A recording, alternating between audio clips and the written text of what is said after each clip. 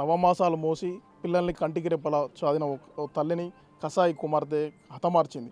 ప్రియుడు మోజులో పడి అతని ప్రియురాలు, ప్రియుడు స్నేహితులు ముగ్గురు కలిసి కూడా ఓ తల్లిని కసాయంగా గొంతు నలిమి చంపిన సంఘటన రాష్ట్ర వ్యాప్తంగా అందరినీ కూడా కన్నీటిని కల్పించింది. అయితే అసలు ఏం జరిగింది, ఆ రోజు ఆ తల్లిని చంపాల్సిన అవసరం ఎందుకు వచ్చింది, అసలు ఆ పోలీసులు ఈ సంఘటన ఎలా వ్యవహరించారు, మొత్తం కూడా మనతో మాట్లాడడానికి దీనికి సంబంధించిన కుటుంబీకులు ఉన్నారు. అంజలి అనే సాంస్కృతిక కళాశారది అనే మహిళను తన కుమార్తె, పెద్ద కుమార్తె అతి కిరాతకంగా తన ప్రియుడితో కలిసి ఇంట్లో పూజ చేసిన క్రమంలో గొంతు చున్నితో నులిమి దీంతో పాటుగా సుత్తతో కూడా మోదీ అతి కిరాతకంగా చంపిన సంఘటన మనం చూసాం. ఆ సమయంలో చిన్న కూతురు మనస్విని ఉంది. అసలు ఏం జరిగింది, ఇంతకుముందు ఆ ప్రేమ వ్యవహారం పోలీసులకు తెలుసా, పోలీసులకు తెలిసే ఎట్లా స్పందించారు, దీనికి ఈ మరణానికి గల కారకులు ఎవరు, ఈ అన్ని విషయాలు మనతో మాట్లాడడానికి మృతురాలకు సంబంధించిన చిన్న కుమార్తె ఉన్నారు. అసలు అది తెలుసుకుందాం.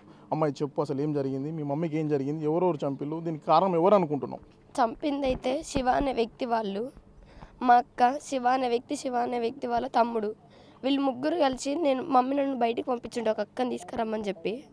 నేను బయటికి వచ్చేసరికి మమ్మీ కిచెన్ రూమ్లో పడిపోయి ఉంది. మొత్తం డైనింగ్ టేబుల్ పైన ఉన్న సామాన్ అంతా కింద పడిపోయి ఉంది. నాకు ఏం చేయాలో అర్థం కాలేదు. మమ్మీ దగ్గరికి పోయి మమ్మీ చేయబట్టుకున్నా, మమ్మీ నా చేయబట్టుకుంది. కానీ మమ్మీ మాట్లాడు, మమ్మీ ఏమన్నా చేసుకున్నావా, అక్క ఇట్లా పోయింది అనేసి, నీకేమన్నా అయింది, ఎవరైనా వచ్చి కొట్టిరా అని అడిగిన. మమ్మీ అసలు మాట్లాడతలేదు, మాట్లాడడానికి గొంతు కూడా వస్తలేదు. మమ్మీ కనీసం నోరు కూడా తెరవట్లేదు, అట్లనే ఉంది. కానీ కళ్ళు తెరిచి నన్ను ఇట్లా గట్టిగా పట్టుకుంది మమ్మీ చెయ్యి. పట్టుకున్నాక అక్క అంటుంది, అయ్యో ఏమైంది అంటే అక్కకు తెలుసు, అక్కనే చేపించి ఏం తెలియనట్టు నా ముందు నటించింది అక్క. నటించినాక మా మమ్మీ చనిపోలేదు, మా మమ్మీ చనిపోయింది అనుకొని వాళ్ళందరూ కొట్టి, పెద్ద రాడ్ ఉంది ఇంట్లో, అది కొబ్బరికాయ కొట్టడానికి అనేసి తెచ్చుకున్నాం మేము. దాంతో ఈడ కొట్టిరు, వెనకాల కొట్టిరు. మమ్మీ ఎంత అరిచి ఉంటుందో. అయితే వాళ్ళు మమ్మీ చనిపోయింది అనుకొని అన్నిటితో దాడి చేసి వెళ్ళిపోయారు, చనిపోయింది అనుకొని ఎస్కేప్ అయ్యారు వాళ్ళు అక్కడి నుంచి. దాని తర్వాత అక్క వచ్చింది నా దగ్గరికి, మేము బయటికి వచ్చినాక మళ్ళీ పిలిచింది వాళ్ళకి ఫోన్ చేసి ఏమని, ఇంకా మమ్మీ బతికే ఉంది, చంపేయలేరు, ఇంకా రండి వచ్చి చంపేసేయండి, మళ్ళీ మీరు ఇప్పుడు మమ్మీ స్పృహలోకి వచ్చిందంటే హాస్పిటల్ తీసుకుపోతే బతికితే మమ్మీ చెప్తుంది ఇట్లా, అప్పుడు నేను కలవలేము, మనం ఆనందంగా ఉండలేము, చెప్తుంది మమ్మీ నువ్వు ఇంకా ఎక్కువ రోజులు జైలుకి వెళ్తావు అని చెప్పేసి అక్క ఏమేమో చెప్పింది సంథింగ్, నాకు తెలియదు అవన్నీ. చెప్పినాక వాళ్ళు ఇంటికి వచ్చారు. ఇంటికి వచ్చి నాకేం చెప్పారంటే, నువ్వు మమ్మీకి కనిపించకు. అయితే మమ్మీ ఇంట్లో పడిపోయి ఉన్నది కాస్త లేచింది, కొంచెం స్పృహలోకి వచ్చింది. మమ్మీ వచ్చి మమ్మీకి ఇక్కడ బ్యాక్ సైడ్ కొడితే హెడ్ పైన చూసుకుంటుంది, నొప్పి వస్తుందని చెప్పి ఇట్లా పట్టుకొని ఏమేమో అంటుంది, ఏదో మాట్లాడితే నాకు ఏం అర్థం కాలే. వాళ్ళు ఏం చెప్పారంటే, నువ్వు మమ్మీకి కనబడితే మమ్మీ భయపడి మమ్మీ మళ్ళీ చనిపోద్దేమో, నువ్వు కనిపించకు, అయ్యో నా బిడ్డలని ఇట్లా వదిలేసి వెళ్ళిపోతున్నాను ఉంటుంది. నాకు బాగా భయపెట్టారు వాళ్ళు ముగ్గురు కలిసి. భయపెట్టినాక నన్ను మా ఇంటి ఆపోజిట్ ఒక అక్క ఉంటుంది, అక్క దగ్గర పంపించారు. నేను చెప్పిన, లేదు మమ్మీని హాస్పిటల్ తీసుకుపోదాం అంటే వాళ్ళు ఏమన్నారంటే, ఇప్పుడు మీ మమ్మీ పోలీస్ స్టేషన్లో కేసు వేసింది కాబట్టి మేము తీసుకుపోతే మమ్మీ ఇంకా కేసు అయితే మేమే చంపినాం అనేసి నా దగ్గర వాళ్ళు చంపి కూడా కవరింగ్ చేసిర్రు, మేము అంటాం అన్నీ అంటే పోలీసు వాళ్ళ పైన వేస్తారనేసి. కానీ చేసింది మాత్రం వాళ్ళే. అంటే నాకు డౌట్ రావద్దని అట్లా అన్నారు వాళ్ళు. అయితే ఇప్పుడు మీ మమ్మీ విషయంలో, ఇంతకుముందు మీ అక్క విషయంలో పోలీస్ స్టేషన్ వెళ్ళడం కానీ, అతని మీద మీరు ఫిర్యాదు చేయడం కానీ అట్లా ఏమైనా జరిగిందా?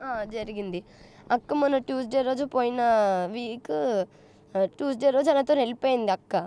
వెళ్ళిపోతే మొన్న పట్టుకొని వచ్చిర్రు, తీసుకొస్తే ఆయననేమో పోలీసు వాళ్ళ ఆధ్వర్యంలో ఉంచుకున్నారు. అక్కనేమో హోమ్కి పంపిస్తే వాళ్ళు అన్నారంట, లేదు మేము తీసుకోము అంటే, ఆ రోజు నైట్ లేడీ కానిస్టేబుల్ని పిలిపించి అక్కడనే పిఎస్లో పడుకోబెట్టేసిరంట ఆ రోజు నైట్. దాని తర్వాత తెల్లారి మమ్మీ స్టేషన్కి వెళ్ళింది, నేను స్కూల్కి వెళ్ళి వచ్చినాక మమ్మీ నన్ను తీసుకొని వెళ్ళినాక అక్క మాతో వచ్చేసింది ఇంటికి. అసలు ఏం తెలియనట్టు వచ్చింది ఇంటికి, అసలు ఏం జరిగిందో తెలియదు.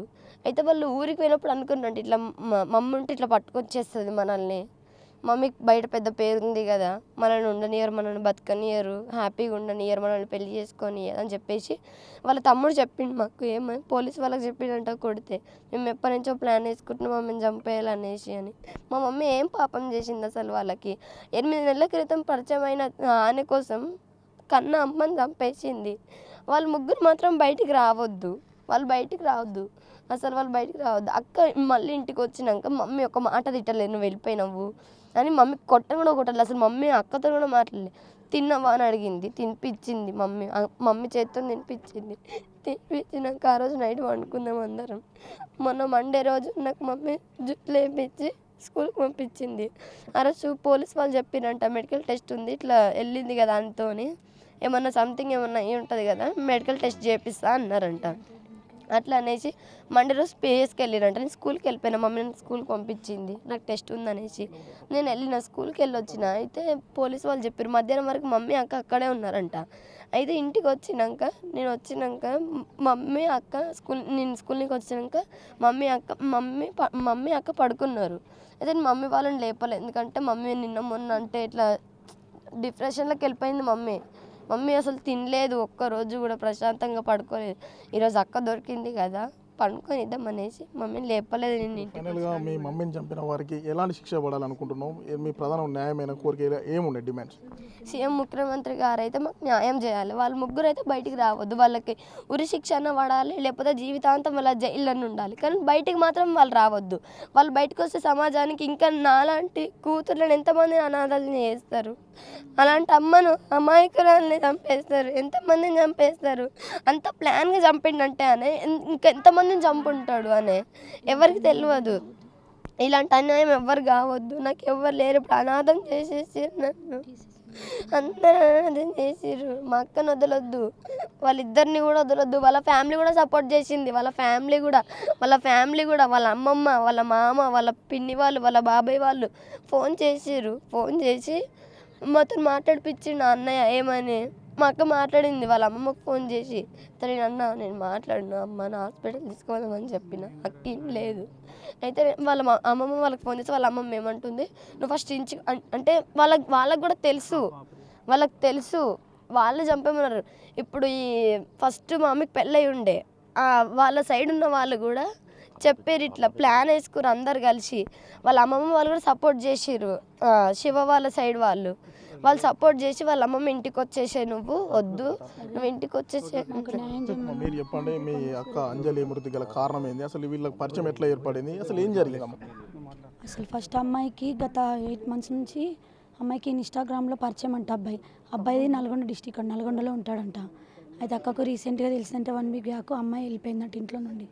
అక్క అసలు ఆమె వెళ్ళిపోయిందని సంగతి తెలియదు, ఇంట్లో గోల్డ్ లేదని చెప్పి చూసుకుంటే అక్క అమ్మాయి తీసుకుపోయిందని తెలిసిందంట. వెళ్ళి మిస్సింగ్ కంప్లైంట్ పెట్టిందంట. మిస్సింగ్ కంప్లైంట్ పెడితే అమ్మాయిని తీసుకొచ్చిరంట. తీసుకొచ్చిన తర్వాత అమ్మాయికి ఏజ్ లేదు, వాడికి ఏజ్ లేని అక్క కంప్లైంట్ ఇచ్చిన తర్వాత అక్క ఏదో టెస్ట్లు చేపియాలని ఏదో మాట్లాడిందంట. సరే మండే లేదమ్మా ట్యూస్డే చేద్దామని చెప్పిరంట. వాడు ఎప్పటి నుంచో పక్కడబందిగా ప్లాన్ చేసుకున్నాడు. 8 months నుంచి ప్లాన్ చేసుకుంటున్నారంట అక్కను కూడా చంపేస్తామని చెప్పి.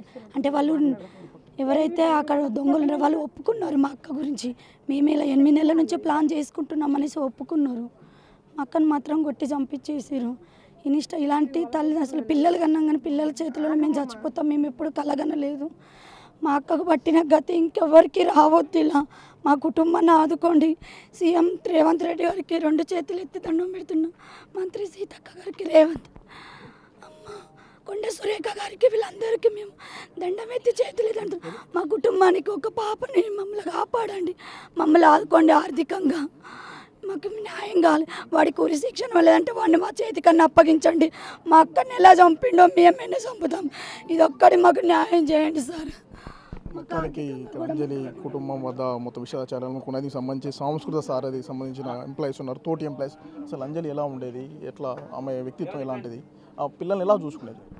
మాతోటి అయితే మాత్రం చాలా ప్రేమగా ఉండేది. ఎందుకంటే మాతోటి రోజు డ్యూటీకి వచ్చేది కాబట్టి. మా జిల్లాలో మహబూబాబాద్ జిల్లాలో మాతోటి డ్యూటీ చేస్తూ మొన్ననే ఒక వారం రోజుల క్రితం ఇక్కడి నుంచి రిలీవ్ అయ్యి అక్కడికి వెళ్ళిపోవడం జరిగింది. అయితే అసలు ఏంటంటే ఇక్కడ ఉంటే బతికేది అనుకుంటున్నాను. ఎందుకంటే తను ఇక్కడ డ్యూటీ చేస్తున్నప్పుడు ఇటు వచ్చేది కాబట్టి వాళ్ళ గ్రామ క్రీడలు అప్పుడు నడిచేది. ఈమె ఎప్పుడైతే ట్రాన్స్ఫర్ అయిందో వాళ్లకు అక్కడ బ్రేక్ పడ్డట్టు అయ్యి ఈమె అడ్డం వస్తుందని చెప్పేసి మరి ఆమెను తొలగించడం, చంపేసిర్రు. మరి ఇట్లాంటి కసాయి వాళ్ళను కంపల్సరీ కూడా ఉరిదీయాలి. వాళ్ళు ఖచ్చితంగా ఈ ఫ్యామిలీకి న్యాయం జరగాలి.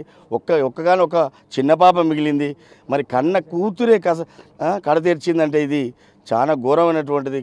గతంలోనే భర్త చనిపోయినటువంటి అంజలి ఇప్పుడు 2 బిడ్డలు ఉంటే చాలా మంచిగా చూసుకునేది అందరితో. ఎందుకంటే ఎంతోమందిని చైతన్యం చేసి ఎస్సీ, ఎస్టీ, బీసీ, మైనార్టీ కుల సంఘాలకు కూడా మహిళా అధ్యక్షురాలుగా ఉండి మళ్ళీ అదే మలిదశ ఉద్యమంలో కూడా చురుకుగా పాల్గొని చైతన్యం చేసినటువంటి తను ఇంట్లో కుటుంబంలో వాళ్ళ పిల్లలు ఎందుకు చైతన్యం కాలేదో నాకు అర్థం కావట్లేదు.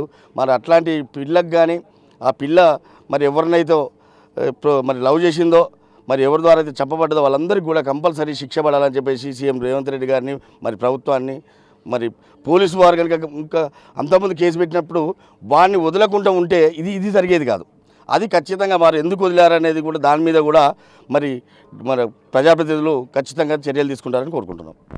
అంజలి మృతికి గల కారణం పోలీసులు నిర్లక్ష్యం వహించడం కారణంగానే ఒక నిండు ప్రాణం బలైపోయిందని చెప్తున్నా. కన్న కూతురే కసాయిగా మారి కన్న తల్లిని కిరాతకంగా కొట్టి చంపిన సంఘటన కూడా మొత్తం కలిసివేసిన సంఘటన జరుగుతుంది. మా స్వగ్రామమైన ఇనుగుర్తిలో కూడా మొత్తం విషాద ఛాయలు అనుకున్నాయి. వీడియో జర్నలిస్ట్ వీరేందర్తో యశ్వంత్, బిగ్ టీవీ, ఇనుగుర్తి నుండి.